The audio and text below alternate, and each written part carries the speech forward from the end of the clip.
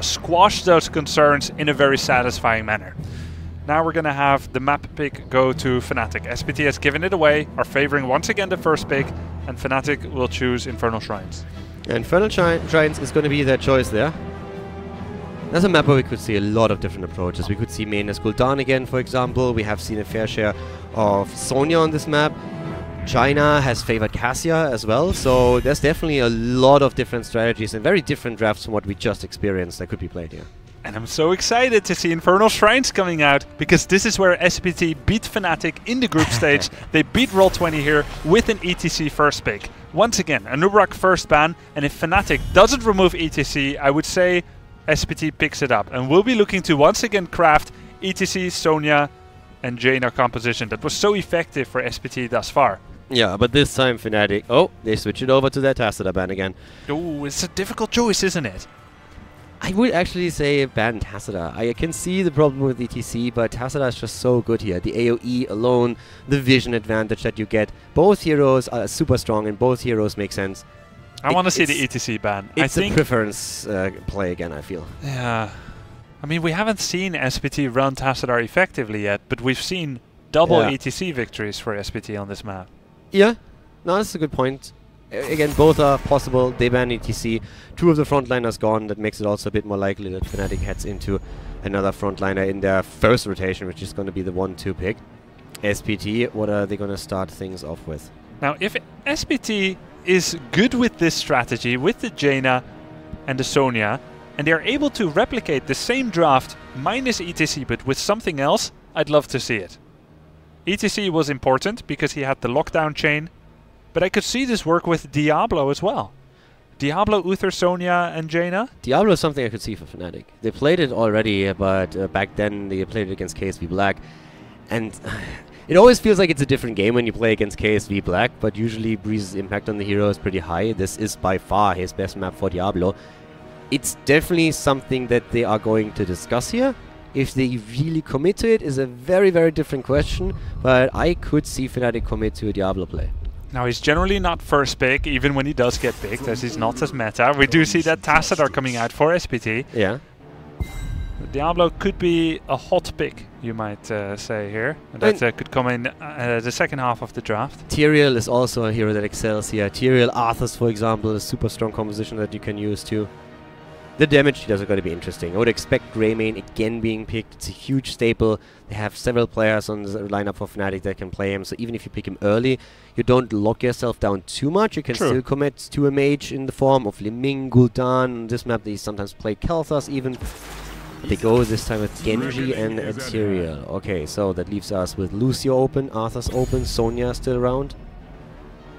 Is Genji Tyrael the way to deal with this? As you can probably tell, I'm a huge fan of the Jaina picks that SPT has been showing, and I was wondering, how do you think, Calder, that Fnatic would respond to that kind of thing? How do you deal with that?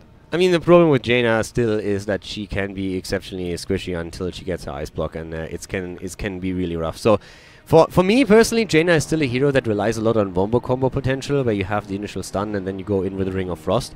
If you have Tyrael and you fight on the Shrine, but Jaina gets the most, then I feel Tyrael with the Sanctification is a fantastic tool. And on top of this, you have massive pressure against her thanks to Genji. If SPT still wants to go that way, they need to hide the Jaina, they need to hide the tank, which could be Diablo, for now. And that would mean that Uther and Sonya would be coming out now. With Uther, you have the defense against Genji and the protection for Jaina in order to still make it work. It's going to be Uther, Sonya, exactly those two. So it could still be true, the dream is alive. It's pretty telegraphed though. Fnatic has seen those drafts as well. They're not going to be surprised by this. Every single time they play a team the next day in the evening before, when they're like yesterday when SPT won against Roll20, they immediately went through the drafts. They immediately had a quick look and said like, okay, let's get a quick idea of what's happening. We have our scrim session tomorrow. Before and after, we are looking again a bit closer at the drafts, but let's get a bit of an idea of what we're trying to practice tomorrow against one of the Korean teams to prepare for SPT. So right now, Fnatic banning out Vala, or at least leaning towards that ban. Great with the double support here. Tacita, Uther excel with Sonya and with Vala. Any kind of range damage deal at this point would be great. You could force the Tracer pick. You could go into. You could even go into Greymane if you wanted. I feel like the Vala ban would be the smartest. Chen Xiao was very scary on Vala. Maybe a little bit more so than on Tracer. Though Tassadar Tracer is always difficult to face. Tough choice for Fnatic. Yeah, and they switch between the two quite a bit. It's going to be Vala. Me too. It's really understandable that they're hesitating here, and I would not have blamed them at all to ban Tracer instead. But so far they controlled her pretty well. Then again, with Tyrael, they don't really have as much lockdown as they had in the Towers of Doom game, where Breeze even got access to his ETC. So it's a bit of a different ball game there for sure. But what about SPT now? We Greymane or Gul'dan, probably? Yeah, bending out one of the damage dealers. You could target supports as well if you wanted to. Deny Smexy, for example, Lucio. I think Greymane would be my go-to for SPT. Yeah. Fnatic has so many good Greymane players. It's such a good hero. Also, you can target... I mean, you can target Quacknix a little bit. He has a few heroes that he really prefers, but instead of damage, they go for Lucio. That was our second potential pick for them on the second ban. So they're targeting the supports since they already have Tassadar and Uther locked in. And I think Fnatic has actually shown some really fast rotations on the map to put the pressure on, and I believe this is something that SPT just doesn't want to deal with in the early game. Especially since I still expect them to go into a second tank, and that tank will most likely run some kind of CC. So Muradin, Diablo, that would probably be my choices for Fnatic's second frontliner. And then Kharazim Greymane would be pretty good options for Fnatic as well at this point. Kharazim with 7-sided against Sonya or otherwise. Good damage. Protects against auto-attack damage with Earth Ally against something like Tassadar. And then of course Greymane as well. Synergizes so well with Tyrael. Could also be Gul'dan. Ooh, Leoric. Wow. Okay. Okay. Bad Benny on Leoric. I'm usually a massive Leoric fanboy, but lately with the meta and how it changes, I feel with Tyrael in the comp he just lacks CC a bit. He has a slow, but he doesn't have that hard stun that you oftentimes want, especially when you go up against Sonya. Now there's a fair amount of arguments that you can make in favor of Leoric, especially when you talk about his 13 and 16 synergy. If your opponent runs a main damage dealer as a backliner and you hit that with Ominous Wraith, you can reduce a lot of the damage from the composition. So he's more or less a soft counter to the double support, hyper carry strategy. But that alone as the pick in his wave clear, I'm not quite sure if I would like to give up CC for that. And I've only really been convinced by Dignitas Wooby's Leoric in this tournament. He's got a great win rate on it. Most of the others have struggled to make a big impact. And like you said now, no stuns, no hard CC. And I wonder if SPT needs to fear Fnatic potentially pulling an Abathur. Abathur, with the comp that Fnatic has, could create some great split push using the first 3 Punisher phases. It is going to be the Diablo, by the way, not the Jaina either. Jaina would be too vulnerable to Kharazim and Genji here. Diablo and Cassia. Pretty cool. No, Leoric has a few tools that he can deal with Diablo. He's still someone that with Drain Hope can dish out a fair amount of damage against him. Kharazim with a 7-sided, if Diablo overextends, is also going to be fantastic here. But it's a very, very beefy comp that SPT plays here, and this is a scary setup. You have not only Sonya, Diablo, Cassia at the front, you have a double support with shields and more AoE damage in the backline, so that's going to be rough. The Abathur, as you said, is going to be picked here. I'm just wondering if it's going to be enough. It's going to be dangerous for the backline, no doubt about it, but again, is it going to be enough here? I mean, I'm always remembering that Western Clash game where Expert lost 0-3 against Fnatic in that Grand Finals. But in the first game that Expert played against Fnatic on Infernal Shrines, they used a comp very similar to this. Tyrael, Genji, Abathur, and they continued to just completely play around this very strong 5-man that Fnatic had. I can see that happening here. Very strong 5-man by SPT, but Fnatic could just say, take the first Punisher, take the second. We're going to use some split push pressure with Abathur to get ahead in XP, and eventually maybe backdoor a keep, backdoor a core. The BTG approach.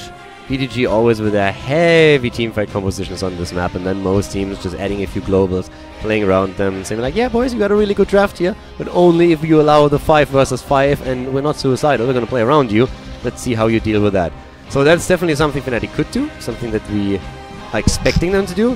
And I think this is very much coming down to execution. Fnatic has the lead with a 2-1 in the best of 5 series. If they take this game, this or the next, then we are going to see the European match between Fnatic and Dignitas in the next round of the GCWC. So it's definitely going to be a hard-fought fight, especially since SPT, as the last remaining Chinese team, is currently looking at this and saying, like, guys, we need to represent our region here. We need to make sure that not only we're going to put up a good fight, but there has to be one Chinese team in the tournament once that the audience is finally allowed into the water cube, which is tomorrow. And yeah, they are going to fight for every single inch on the map. Yeah, and I think that's going through their head right now, Kaldor. 2 straight map wins, nothing else is required for SPT in order to play for their home crowd here in Beijing, China, in front of the live audience. I mean, there's a lot on the line for both of them. For Fnatic, of course, it would also be a very big blow if they lose to SPT. There has been a lot of critique, a lot of people thought that the new lineups would heavily favor Dignitas. But maybe looking a little bit more towards the short-term gains than the long-term, which is where Fnatic personally sees their own power strength. But they have to show here that they at least have that potential. And dropping out now way earlier than Dignitas, with that little rivalry that the two teams have, would definitely be a bit of a problem for them. It would be a bit of a hit against their ego. Yeah, I mean, it's all fine and well to say that you're here to prepare for 2018 and you're here to practice, but then finishing top 5, 6th shared? Yeah, what do you think how Roll20 feels right now? I mean, they're in the same boat. They said from the start, this is a learning opportunity for us. Yeah. And Dansky gave a really good interview as well, talking about it and talking about the team mentality, which is actually a really good read. If you haven't seen it yet, then go to the HGC website and check it out. It gives you a bit of an inside look into the mindset of Roll20 and how they approach this. But even with that attitude, you are still not satisfied if you're not at least making it into the upper round. So yeah, there's a lot on the line here when it comes to pride. SPT is such a cool comp here. Gonna have Diablo together with Sonya and Cassia. A lot of cool picks here. Diablo, we haven't seen him all that much, but this is his best home ground here. A lot of wall stunts possible. You know, and as much as I'm saying that Fnatic can play this style where they push on the side with Abathur, with Genji and so on, usually that's with Greymane. What I'm really seeing is lacking here for Fnatic is strong damage on keeps and those backdoors. If that Leoric was a Greymane, I would say, yeah, I can totally see that work. But I think sooner or later, Fnatic has to take a fight at the Shrine with this comp that just looks, on paper, weaker than that of SPT. I just want to see how much of an impact Diablo has, because he can be this staple in the team, this massive force to deal with a high hit point pool that you just can never kill, and that becomes a huge problem for you, jumping into your backline, having his CCs ready. But if you get continuous kills against him, it makes it very difficult for him to maintain a high stack on his soul stacks, and that's on his souls, and that's a really big problem. So if you can put the pressure onto him, that would be interesting, because that's the problem that Breeze faced when he was going up against KSV Black on Diablo, and KSV Black had a perfect read on the draft and played towards the strengths of their own very well. Yeah, I loved how KSV Black forced Diablo and forced Fnatic to take fights in places where wall stuns are not very possible. For example, the top right fort is a place, it's so wide open that Diablo was unable to get any kind of stunts into the walls. Avoiding fights at the shrines, but forcing fights over important objectives like team structures was a great way to deal with Diablo, and something anyone could take note of. Yeah, so at this point you're of course also going to watch out for Mena and his build on Abathur, and he decided to go into the Toxic Nest build, which will allow him later on to slow down rotations quite heavily and also provide a fair amount of vision of the rotations that SPT is going to use to apply pressure themselves. That's a really cool tool if you read that properly and you have the communication through voice chat that you can simply say, okay guys, they just walked through the mine, they're coming top, be careful, fall back a little bit. And that can be a fantastic tool for them later on. But the comp again comes online mostly after 10. It's a great wave clear too as well. Yeah. The Envenomed Nest, a lot of bonus damage. 3 nests clears a wave pretty much. And it can be really annoying when you drop them. Nice kill. Fnatic takes the early one. It can be really annoying when you go for on level 4 then for Prolific Dispersal, so you have the cooldown reduction and you can just simply spam nests around the shrine area. So whenever the opponent walks in, there's a very high chance that you are already setting up a potential kill or at least free damage by them just trying to enter the area. And on someone like Diablo, it's very important, as ZZH takes a lot of damage, it's very important to arrive mounted. It gives you just a little bit of bonus surprise element to walk in, you get a relevant shadow charge and stun someone into the wall. Showing up unmounted makes it much easier for Fnatic to outmaneuver, outrotate and prevent such a stun. So Fnatic is trying to steal at least a few of those minions away up at the top shrine, but they don't get that. It's a bit unfortunate for Benny, actually. He was trying to hit those swings and time them properly, but it was always Sonya that moved in and stole them away. He actually just got a swing to get 5 skeletons in a row, finally, yeah. It took long enough, but now they're starting to fight over it. Quacknix moves away as domination comes into play, but let's see if Fnatic, how much they commit to this. They still have Abathur to move on to lane. Abathur currently in the mid lane, so is Karazim, and they are very likely to give the first one up. Totally expected, totally normal. Absolutely. And also we have now Prolific Dispersal taken, so the extra charges on the Toxic Nests for Mena. That means that when Uther or anyone else is trying to defend mid and bottom lane in order to say like, okay, yeah, we know we're going to get the Punisher, we know you're going to give it up and you're going to push, we'll now also rotate and defend our lane, Ness can slow down that rotation. Okay, so what we're going to see from Breeze is baiting the Punisher over the wall. Most likely we have SPT maybe even going for the small wall here, trying to create an opportunity. Nope, they're just going for the towers, but we already have down to the bot lane Karazim, we have in the mid lane Leoric, Abathur can help out there, up to the top, the first Punisher. Usually a little bit, like, pretty quickly defended against. And here comes actually even Quacknix trying to be a little bit more aggressive, but that Punisher turns around and hits him straight to the face. Easier to play. Actually, interesting turn for Tyrael Genji to try and focus Sonya. Never really gonna work. Probably to create a little bit of space, and it did work. SPT moved back. Yeah. In comes Leoric as well, and Misaka actually gets body blocked. Eldruid's Might, teleportation in, and that's the second kill of the game. Exactly, second kill is in, so at this point they're even looking if they can get another one. Melody C is falling if Abathur comes in, and he does. So that is another double kill. Fnatic walking away with a 3-0. They have a slight lead in experience, nothing to write home about yet, but they are once again dominating the early stages. Now, structurally, SPT is still ahead. They got that Punisher, they got the wall. But with those kills, Fnatic draws ahead in the experience. And generally, I guess Abathur comps can get ahead in experience, especially when you have Leoric as well. So that's not entirely unexpected either. But a few sloppy deaths for SPT. Yeah, and look, this is exactly the situation we've been talking about earlier. Now Mena with level 7 has taken Vile Nest, which means you not only have the extra charges and the damage, you also have the slow available. So Diablo was trying to double check if maybe someone is stealing their camp away, and as soon as he steps into one of the Vile Nests, Fnatic realizes they have some free damage onto him, so they use that. Diablo is turning around, moves away, and this control of the map that Abathur, when played correctly and synergized with the team, allows you to establish. Tassadar there going for the mental acuity talent at level 7. You require 5 takedowns in order to get bonus oracle value. Also he has 4, not going into the extra life leech, but going into armor instead. Yeah, makes sense on Sonya. Not as... well, but it doesn't make sense on Cassia per se. The more you are trying to focus your front line and trying to help the front line out, the more you will lean towards the armor talent. And in this case, there is no Vala in the backline that would capitalize to such an extent of the extra life leech or even a Tracer. So the choice of Tassadar is very understandable here, heading into Karla's Light instead of Karla's Embrace. Next Punisher is starting. And Fnatic is heading into 10. They're actually doing really well with the map control here. The early level 10 for them is going to give them a Punisher. And we said that they are most likely going to try and avoid straight up fights against their opponent in a 5 versus 5 situation. Right now, they can easily take that. They have the early level 10, SPT doesn't even try to move in, and at the same time, they're getting even value at the top lane, where we have Cassia fall, and SPT, talking about falling, is falling a bit apart here. Yeah, look at all those toxic nests that Mena is putting out of SPT. They recognize, oh, I'm not sure if that's actually going to work out, if you want to do that, Misaka. Especially with our boy Abathur coming in. But he gets the tap. Does he get Smexy in? That's the bigger question. 7-sided being used. Leoric falls. That was unexpected. And we have Judgment, boys. Wow. So much happened here. The Cassia kill. Then the attempt on Diablo. Using Devil's Dew Healing Fountain to get massive regen. The last second shield by Melody C. And then the Sonya single kill by Soap against Leoric.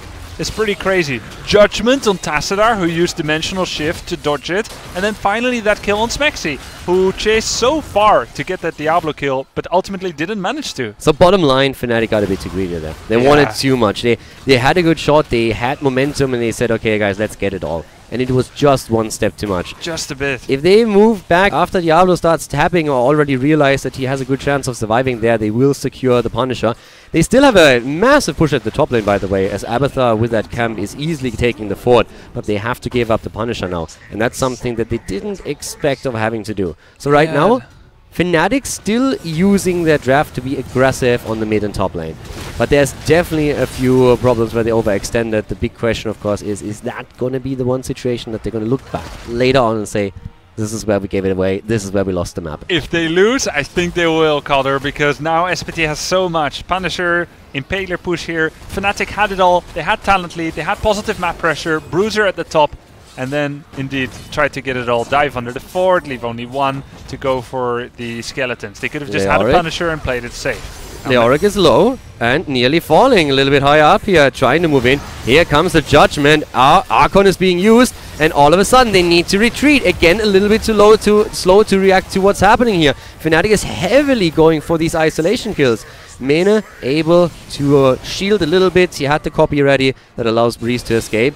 But that was a fair amount of cooldowns used for no real value, and SPT is closing the gap in experience really quickly. Yeah, Evolution got used as well as Judgment to force Archon out. Keep in mind that when you use Archon, you get a second charge of Dimensional Shift. And of course a big burst of shield. So Melody C felt he needed to use that to stay alive and turn the fight. Ideally, Tyrael will be killed there in that situation by SPT, but Mena, with the shields, managed to keep the second Tyrael, the real one, alive. Yeah. And now Fnatic is fighting against no Archon. Nice cooldown that is not available now for them. And a small half-level lead as well. But this is a very close game. I actually don't hate that Judgment call. I like it a lot. The aggression that comes out of this is great. So far they didn't get the value, but the idea is always there to isolate a target and get the kill. Ideally, comboing off with a 7-sided strike. That would be the dream. Making sure that you, if I don't know, let's say Diablo charges in a little bit too deep, you're able to stun him out, and then Karazim hits the 7-sided. Yeah. That's of course a dream scenario that we are probably not gonna see, since Diablo should never go this deep without any help whatsoever. But it's still a great tool to pressure the backline, for example, if Tassadar starts dropping low or if Genji starts to go in for a kill. Yeah, it seems to be the correct choice as well, because it's the only bit of reliable CC that a team like this has. SPT on Towers of Doom was lacking that, chose to go with the Sanct, even though they only had Tracer to really protect. And now the Judgment. May even see Angel of Justice at level 20 to get the reduced cooldown, the increased range, and to be able to bait cooldowns even more. Anytime you can use Judgment to remove Archon or D-Shield or anything like that, it'd be great. But Uther, as long as he's been hiding his ult, it's going to be Divine Storm actually. Yeah, and they're starting to move in again against Sonya here. Divine Storm could be the tool that allows them to escape. Fnatic is not charging in too deep. We already have Cassia at the bot lane. And that's, by the way, the primary target for the Ominous Wraith, going into Sonya and Cassia. And those are two heroes that are fairly at the front. So you normally should be able to hit them, especially when you have the cooldown reduction on 16. Next shrine available. It's going to be the top shrine. Misaka is all by himself. Yeah, but he might still survive. Goes for the Apocalypse. He's still there. Bad Benny wants the kill. And here comes the Judgment. They committed and take him down. He's down for the entire duration as well. Mena still looking to put some pressure on the Melody C himself on the Archon form. Soap at the top decides, I'm out of here. There's no way I'm going to go for the Shrine. And that couldn't have come at a better time. I mean, that was the perfect kill at the perfect time. Fnatic can now go straight for the Punisher. And they are also closer and closer to 16, which would give them a fantastic lead for potential power push. But I think there was a pretty poor miscommunication or misunderstanding there. Misaka jumped in, even as Soap still was at the top on Sonya, jumped in by himself. It's exactly what we talked about earlier, that shouldn't happen. Yeah. Nice damage there on Smacks, did Soap. They're going to try and take this back. Diablo will come back. Didn't lose his souls either. He's under 100, so it took longer for him to come back, but here he is. 30 skeletons by Fnatic. SPT will try to force a fight and steal this shrine away. Can they win the fight? Bad Benny goes down. Is about to go down, but they get the Punisher, and Breeze is in trouble. He does not have Sanctification. They're moving away here. Quacknick's poking a little bit, but of course at this point SPT has to be careful. Punisher could go in for the leap, and then Fnatic can follow this up. And let's not forget, we still have that little slugger at the bot lane who gains value and value and value. Yeah. As Mena just simply says, you know what, I see all 5 of you at the top lane. You have no global. I have no problems down here. And Judgment is available now again, so a 7-sided Evolution in 5 seconds. Bad Benny returns. This could be a keep. It's an Arcane Punisher. Yeah. Heck, if Fnatic gets a kill, it could be the core. And they have 16. They now have the talent lead that they were looking for. And immediately we have Ominous Wrath chosen to make sure that they are getting, and Royal Focus to make sure that they're getting the the damage reduction in. Nice jump of the Punisher. That works. Here comes the Judgment. Not even needed. Down she goes. Cassia is dead. And while Mena is pushing the bot lane, the rest of Fnatic is pushing the keep at the top and trying to get more kills, and they find them. They take down Sonya, they take down Uther, and they could theoretically go for core here. Beautiful play here by Fnatic, getting those kills, dropping Cassia so low, the judgment not even needed, and now going for the core. Punisher is gone, but SPT and Diablo not able to find a blessing here. 3-1, it looks like the score will be as Fnatic rains down havoc on the core. Yeah, they go for it, and this is just no way for SPT. They have a few heroes back there trying their best, but this is looking dire. Fnatic just going through the core, and keep in mind they also have Still Breeze. If he explodes, that's another 5% off. They are actually starting to lose a few of the boys, but with Abathur in play, that shouldn't be an issue. Here comes the Tyrael explosion, and even with the shields on Tassadar, there is enough damage for Fnatic to take the game and take the series. They advance with a 3-1 victory over SPT to face Dignitas tomorrow. Yeah, SPT played valiantly. They had a good tournament, especially the second half here. They managed to take a map off Fnatic as well, the first one, and one in the group stage. Also defeating Roll20 and making top 6 in this tournament. They will narrowly miss out on the live audience, but what a great performance by SPT. They looked strong, Cursed Hollow in particular. That was outside of the first map that they won, probably their best performance, and it hurts to see them go off from the tournament. It would have been great to have a Chinese team in the next round, but of course at this point the two European teams a little bit too strong and turned out to be the Chinese kryptonite. But what games we're going to have tomorrow? Korea versus Korea, and Europe versus Europe. Yeah, KSV Black in the upper bracket against Team Ballistics. They are both guaranteed top 3 already in the tournament. And then of course in the lower bracket, Dignitas versus Fnatic. Guaranteed top 4. We'll need to win that match to go into the top 3. And then of course on the day after that, it's going to be loser versus winner and grand final eventually. Yeah, it's going to be great. Like, we have 4 amazing teams left in the tournament, and it's going to be pretty wild. This is really exciting. This is going to be, first of all, of course, the regions battling it out among themselves, and then we're going to have Europe going up against Korea one way or another. But in this particular setup right now, I still would like to say that I like the adjustments that Fnatic made. Tyrael going into Judgment here worked out really, really well for him, putting the pressure onto the backline. And what we said as the game started, a lot is going to hinge on how much pressure you can put on Diablo, and they got kill after kill against him, so that was exactly the playstyle they needed here. That one moment where they overextended, it's definitely where communication needs to improve a little bit, but overall it was a solid performance. Yeah, and I think that moment actually mattered so much, because it gave away the Punisher despite having a really good Shrine fight. I think if we talked about the Fnatic moment before, where they gave up the Punisher at the bottom lane accidentally. Yeah. I think this Diablo solo charge into 4 moment is the one that SPT will remember here, unfortunately for them. Well, Mene gets the MVP on Abathur. Who would have known 1 year ago that Mene will be playing Abathur and getting MVPs on it? Yeah, he has a couple of very interesting heroes that he plays these days, but he had a huge impact. Like, he was always there helping the teammates out, creating these situations, and it worked really well for them. Abathur is a little bit of a meta breaker here in this setup that they were running. If a Tyrael jumps into your backline with an Abathur hat, especially later on after the Symbiote synergy on 13 and 16, I mean, it was just rough for SPT to keep their heroes alive, especially Cassia.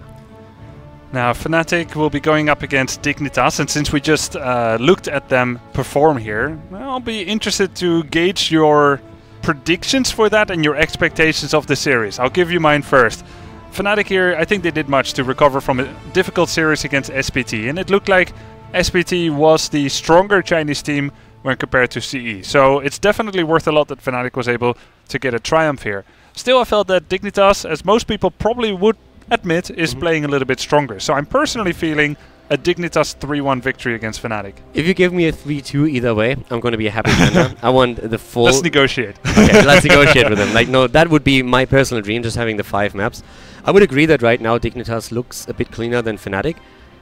I think it depends a bit on the mindsets. If at any point... I mean, we already talked about that Dignitas and Fnatic didn't scrim against each other, mainly because Dignitas said, we would rather scrim other teams, we can scrim you guys when we're back in Europe, and also there's of course a bit of a rivalry going. If the momentum ever switches in favor of Fnatic, I could see Dignitas maybe having some emotional reactions to that. But overall, I would still give Dignitas the edge here. I think Fnatic has a lot of potential, as we've seen, but I also believe that they will need a couple of weeks to really make sure that they unfold all of that potential. I think that's very fair to say. And then, of course, after that match, it's going to be Korea versus Korea.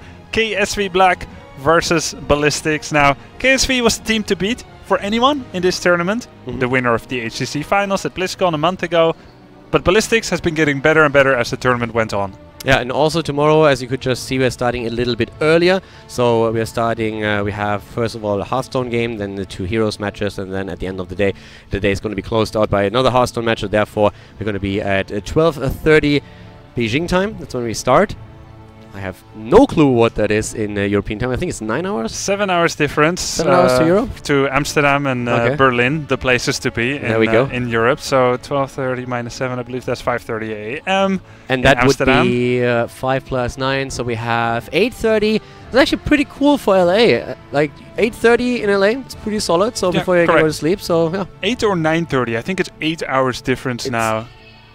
Because of like some time zones change. Anyway, it's either 8:30 or 9:30 p.m. in PST. Okay. Yeah, you can check that out yourself. But guys, we had some great matches today. I hope that you enjoyed them. We're gonna have even better games tomorrow. So that's it from us. Thank you very much for tuning in today, and we're gonna see you guys tomorrow with Fnatic going up against Dignitas and KSV Black versus Ballistics. See you tomorrow.